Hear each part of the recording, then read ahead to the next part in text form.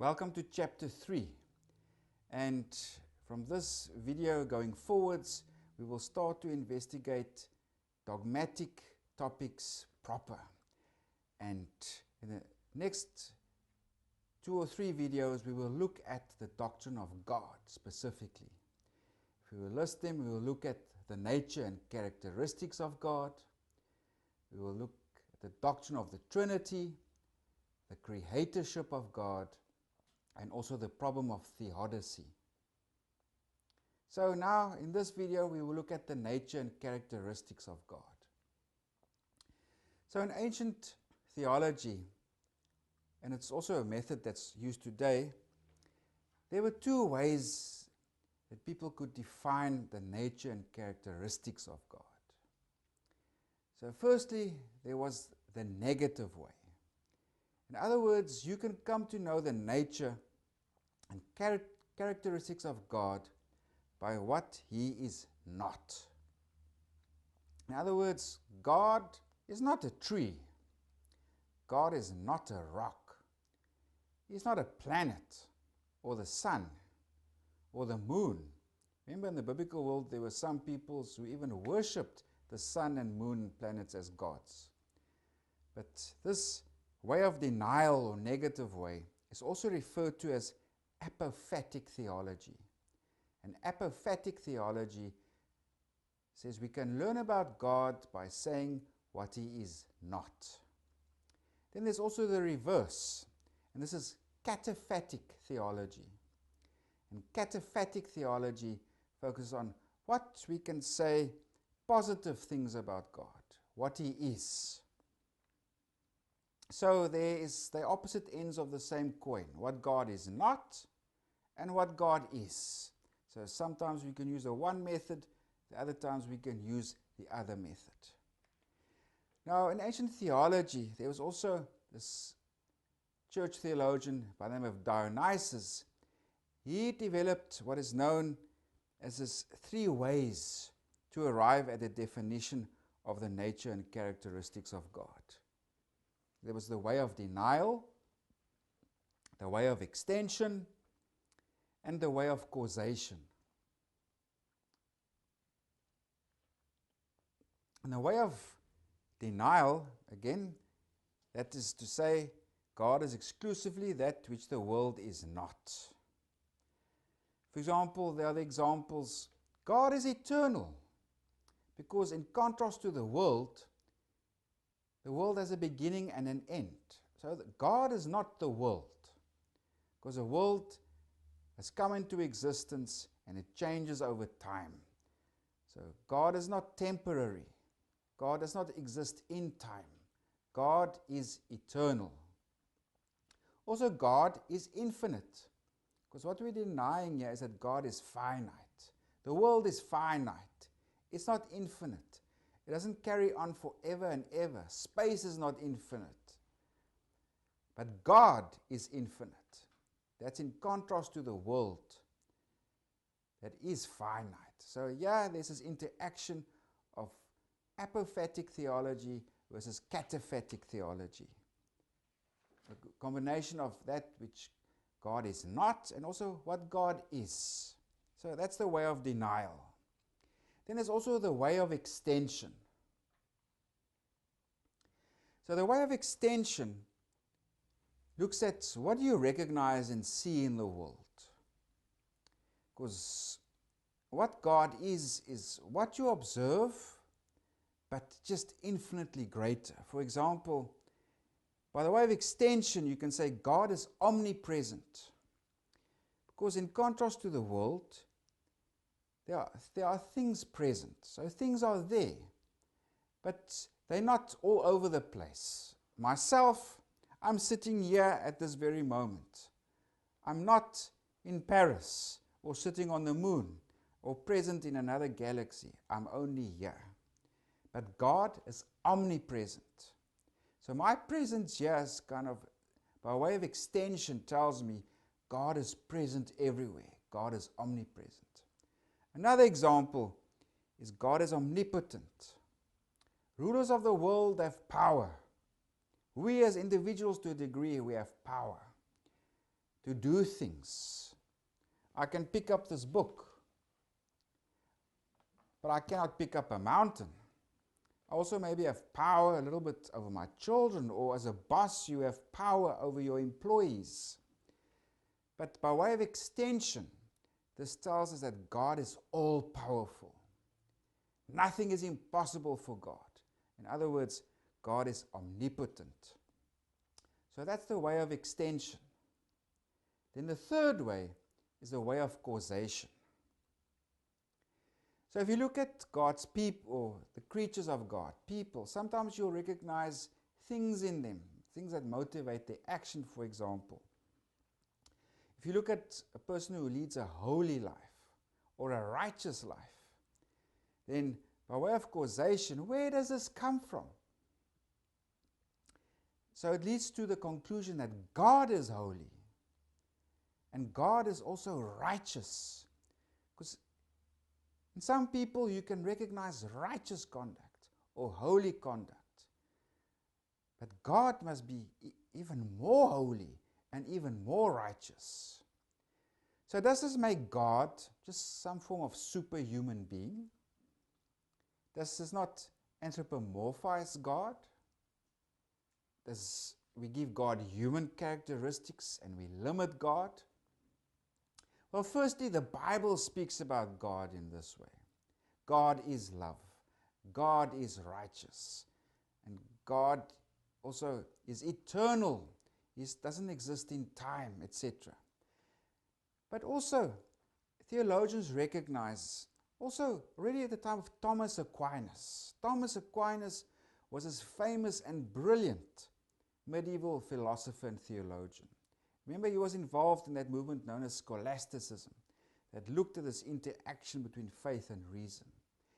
He already said, when we speak of these characteristics of God, we must not take them literally the way we understand these things as it applies to ourselves. For example, I love, or maybe I'm righteous. But that's really on a human level. I express a human form of love. I express a human form of righteousness. Now, if we say God is love, we use it by way of analogy. So there is a similarity, but not all the way, because the love of God is incomprehensible. We cannot fathom it. It's completely above our human experience. So we can speak of God in human language, but we also recognize that our language about God is limited. And if we say God is love, or God is righteous, etc., it refers to realities that is infinitely greater, that's far above our human capacity, even what we can express being righteous or expressing love. So these terms, it's just analogies. There's a similarity, but not all the way, because the nature of God, the characteristics of God, is infinitely greater than ours. It belongs to a whole different category. Of course, we also come to know about God's nature and characteristics by looking at the Holy Scriptures through revelation. Remember, we spoke of this way of denial, this way of extension, and also the way of causation. But that leads us to a certain level. But if we come to know more fully the nature and characteristics of God, it's given to us through Holy Scripture. And Martin Luther, he emphasized that the definitive quality or characteristics of God is love, as it was revealed in the life of Jesus. Now, when it comes to us and the New Apostolic Church understanding of God's characteristics, of course, this is also given to us in the Catechism. I also suggest that you go read the chapter 3.1.1 in the Catechism, and there the characteristics of God is also discussed in more detail, but yeah, we will also go through them. So, for us as New Apostolic Christians, how do we understand God? What's the nature of God? What is the characteristics of God? And we can just firstly, briefly mention them all. Firstly, He is the one. In other words, the only one. He is the Holy One. He is Almighty. He is eternal. He is the loving one. He is the gracious one. He is the righteous one. He is the perfect one. So God is not hidden. God reveals Himself to us. God has revealed Himself to us also in the life of Christ. In a sense, He speaks to us. So again, although when we say God is holy, God is love, there's something, just a little bit, about the nature of God that we can understand. Remember, these are analogies. That God's love is of a wholly different order. But we can say with confidence that God is love. It reveals something true about the nature of God. Even if we just have a smidgen or very small understanding about the nature and being of God. So let's first look at He is the one, or the only one.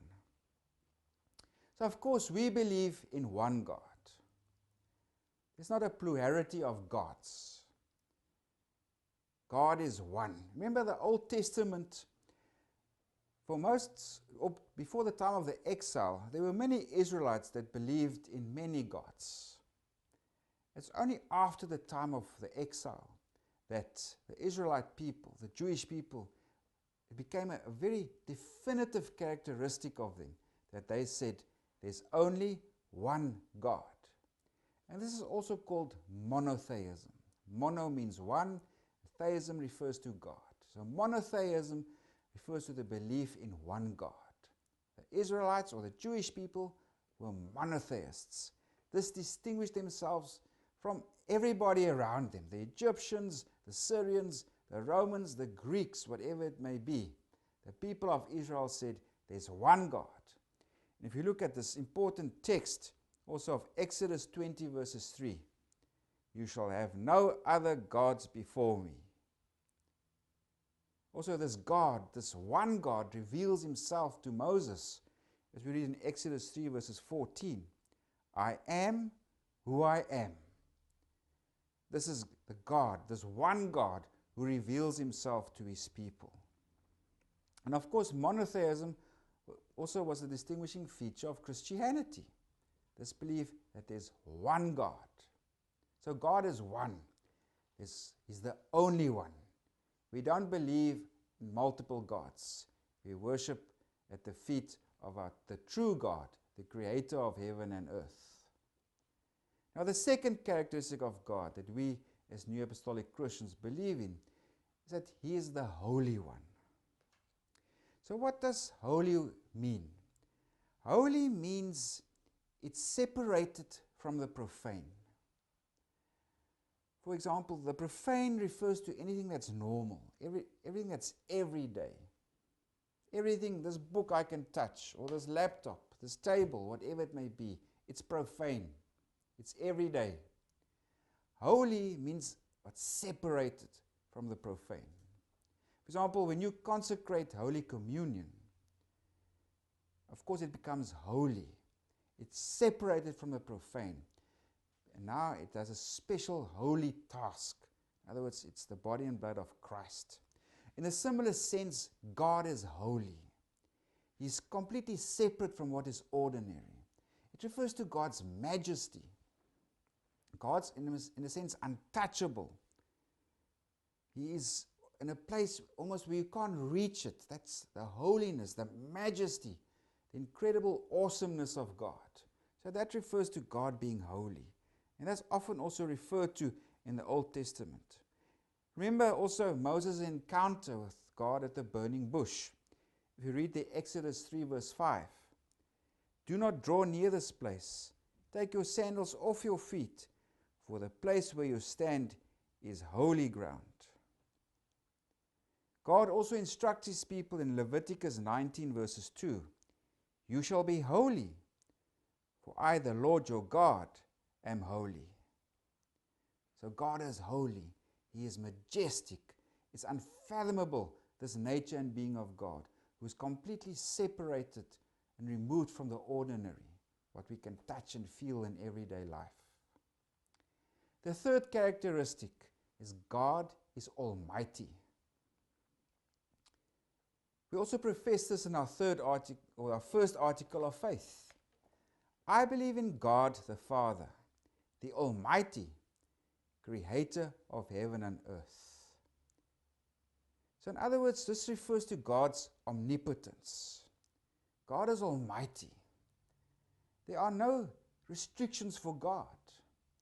Like we are restricted. We cannot fly. We cannot jump from here to the moon. We cannot just know everything just by thinking about it.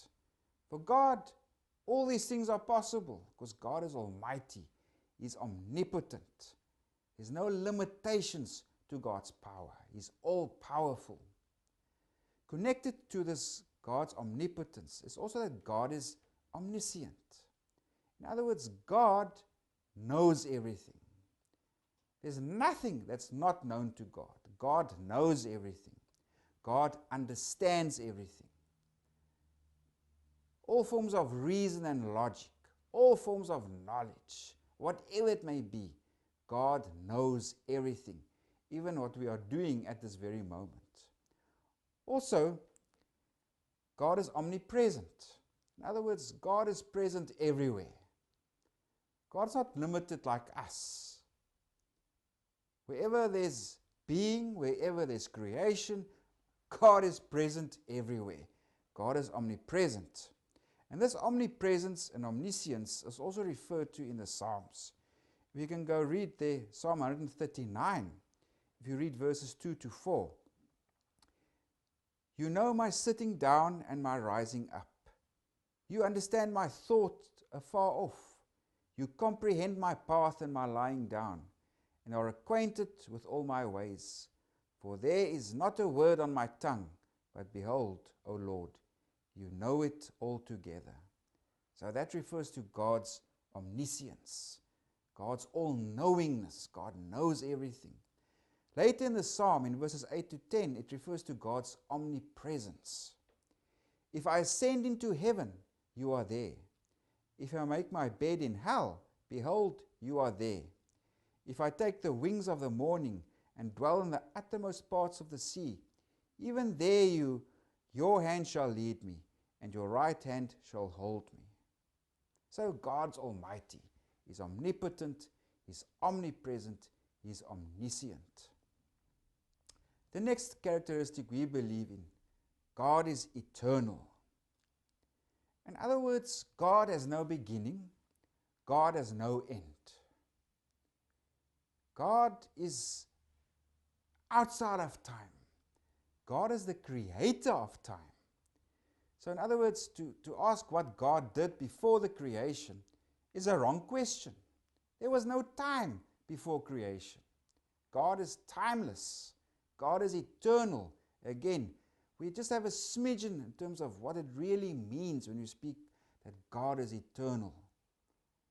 But that's the nature of God. We also read about this in Psalm 90 verses 2. Before the mountains were brought forth, or ever you had formed the earth and the world, even from everlasting to everlasting, you are God. Also in the New Testament, in 2 Peter 3 verses 8, we read, But beloved, do not forget this one thing, that with the Lord 1 day is 1,000 years, and 1,000 years as 1 day. So God is the Lord of time. He's not subject to time. We are subject to time. Yesterday was yesterday. Tomorrow is not here yet for us. But for God, there's no yesterday. There's no tomorrow. God is timeless. God is eternal.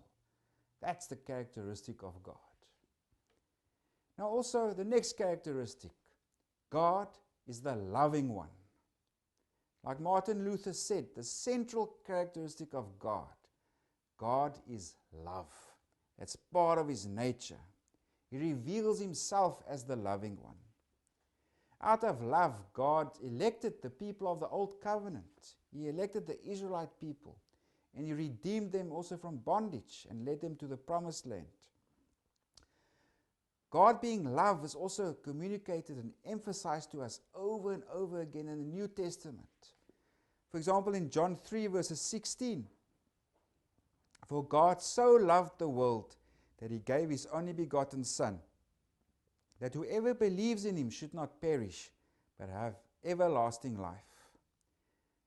In 1 John 4 verse 16, it also says there, God not only turns to the world in love, but it actually says there, God is love. So for us, God is love. That's part of his nature. The next characteristic is God is the gracious and the righteous one. So there it refers to God extending grace to his people.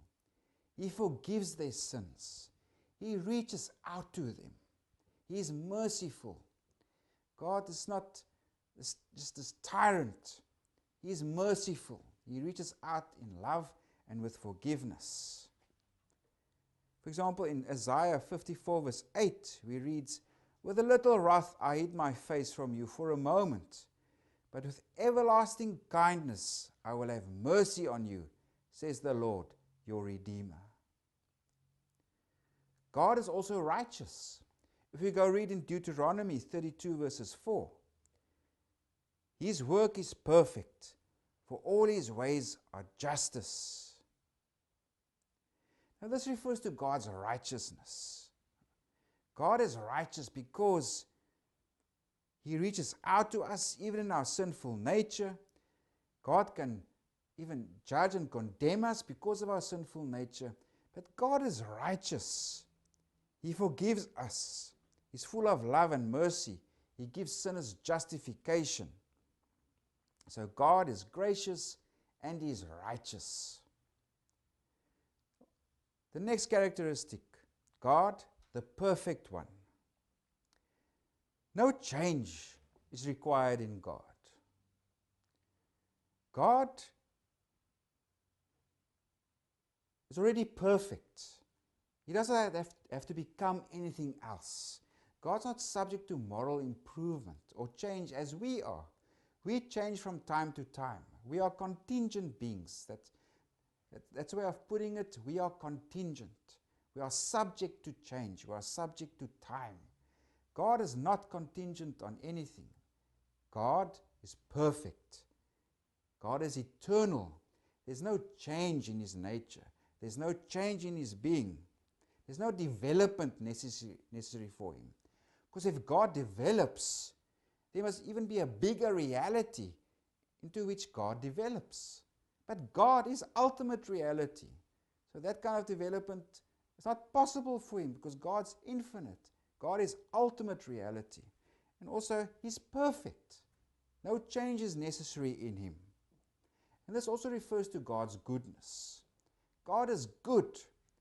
There's no what is called a privation in God, where there's a little bit of evil or a little bit of badness.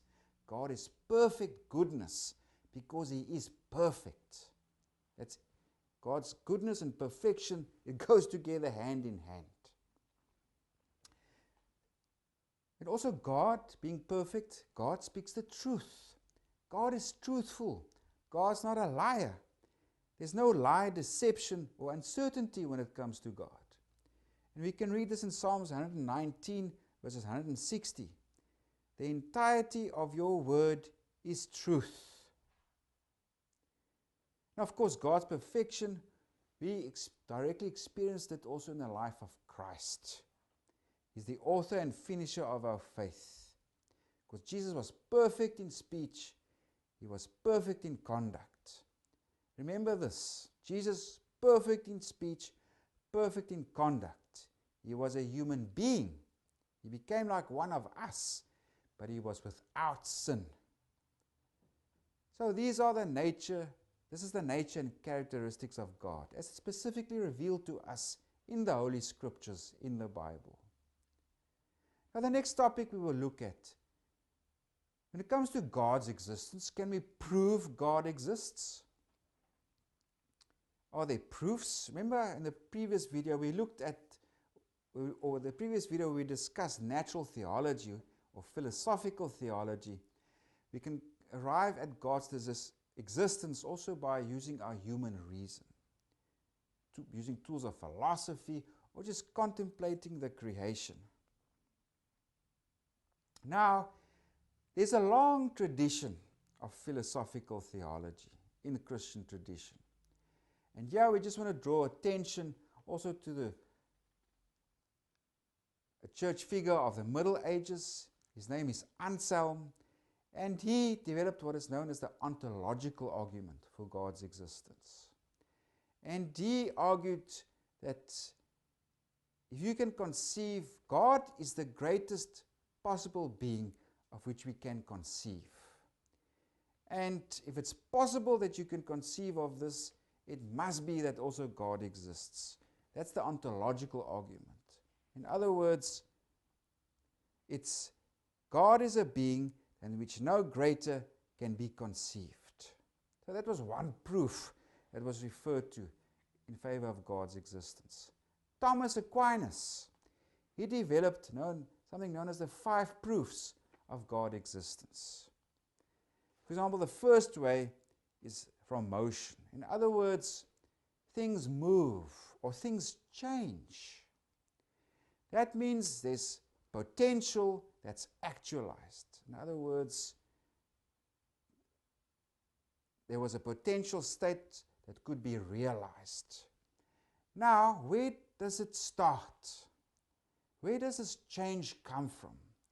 Because ultimately, there must be something that's not subject to change. And God must be this being who is not subject to change. He is fully actual. He's fully actualized. There's no potential in God. Other things, potential can be realized, but not in God. So this is the first of 5 ways that Thomas Aquinas gives proof or evidence for God's existence. Of course, there were also others after him. René Descartes, he was also a philosopher and mathematician. There was also Immanuel Kant, very, very important German philosopher. He critiqued these proofs for God because for him, you cannot really know things the way they really are. But he also argued for God's existence. But his was not based on these other proofs. His approach was different. He gave a moral argument for God's existence. Now today, in Catholic theology, especially those who refer to themselves as Thomists, in other words, they are in this intellectual tradition of Thomas Aquinas. This philosophical tradition is very strong. The proofs for God's existence is taught and still maintained. In Protestant theology, it's treated a bit more skeptically because they say you cannot prove God's existence through intellectual argument. So in Protestant theology, also others, they would say, when you look at these arguments for God, these proofs for God's existence, they're all more suggestive of God. They point to God, or they make a reference to God. But you cannot now use this to say that this is 100% full proof that God exists. Again, I want to mention, like I mentioned before, there's this big debate with new atheism, this attack on faith. Philosophical theology, this proofs for God's existence, is a very vibrant academic enterprise today. And there are many Christian theologians and philosophers who are also involved in this. So, this is about God. What we can say about God, what we cannot say about God. Also, the nature and characteristics of God, specifically how He revealed Himself through Scriptures. And also, can we prove God's existence by argument? Some would say yes, some would say no. But you are invited to these topics, and of course you are also welcome to do further research on this on your own. So that's this for this video. In the next video we will look at the next dogmatic teaching that's important, the Trinity, the Triune God.